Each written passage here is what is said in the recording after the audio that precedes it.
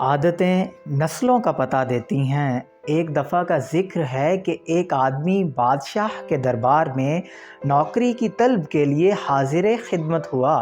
قابلیت پوچھی گئی تو کہا، حضور سیاسی ہوں۔ عربی میں سیاسی کو افہام و تفہیم سے مسئلہ حل کرنے والے کو کہتے ہیں۔ بادشاہ کے پاس پہلے ہی سیاست دانوں کی بھرمار تھی تو اسے خاص گھوڑوں کے استبل کا انچارج لگا دیا گیا جو حال ہی میں فوت ہو گیا تھا۔ چند دن بعد بادشاہ نے اس سے اپنے سب سے مہنگے اور عزیز ترین گھوڑے کے متعلق پوچھا۔ اس نے کہا کہ نسلی نہیں ہے۔ بادشاہ کو تعجب ہوا اور جنگل سے سائس کو بلا کر پوچھا تو اس نے کہا، گھوڑا نسلی ہے، لیکن اس کی پیدائش پر اس کی ماں مر گئی تھی اور اس کی پرورش گائے کے ساتھ ہوئی تھی اور گائے کا دودھ پی کر بڑا ہوا ہے۔ مسئول کو بلایا گیا اور اس سے پوچھا گیا کہ تم کو کیسے پتہ چلا کہ گھوڑا اصیل نہیں ہے؟ اس نے کہا کہ جب یہ گھاس کھاتا ہے تو گایوں کی طرح سر نیچے کر کے کھاتا ہے، جبکہ نسلی گھوڑے منہ میں گھاس لے کر سر اٹھا کر کھاتے ہیں۔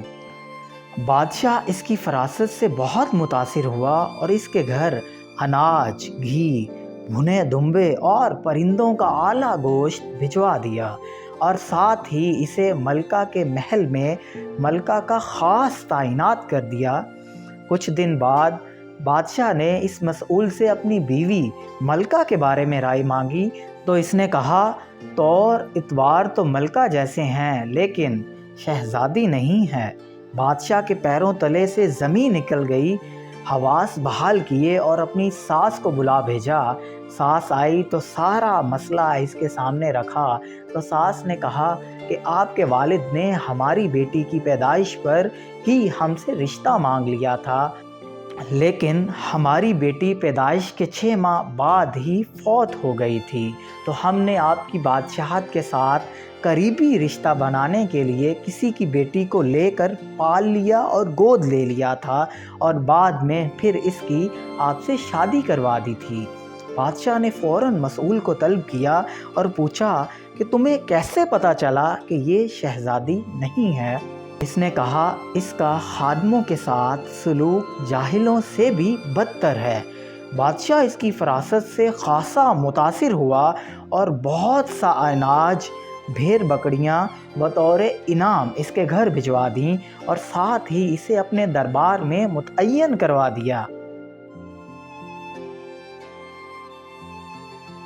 کچھ دنوں بعد بادشاہ نے اسے اپنے پاس بلایا اور اس سے اپنے بارے میں دریافت کیا تو اس نے کہا، جان کی امان پاؤں تو بتاؤں۔